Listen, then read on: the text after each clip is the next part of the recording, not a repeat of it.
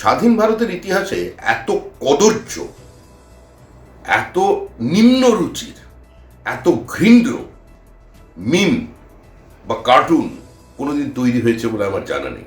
একজন রাজ্যের মুখ্যমন্ত্রী যুক্তরাষ্ট্রীয় ব্যবস্থার মধ্যে থেকে সেই দেশের প্রধানমন্ত্রী স্বরাষ্ট্রমন্ত্রীকে লাথি মারছেন, মানে একটা মধ্যযুগীয় বর্বরতা, মধ্যযুগীয় বাদশাতন্ত্র এদের মাথায় চেপে বসেছে।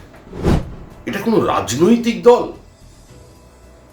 যারা এই ধরনের পোস্ট করছেন তারা শুধুমাত্র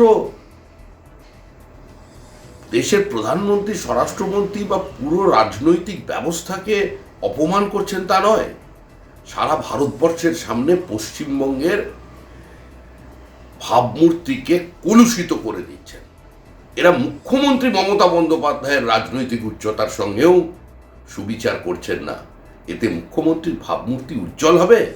মমতা বন্দ্যোপাধ্যায়কে মানুষ যেভাবে চিনতেন, আজকে সেই মমতা বন্দ্যোপাধ্যায়ের সোনার টুকরো ছেলেরা এইভাবে মানুষের সামনে নামিয়ে নিয়ে আসছে। ছি!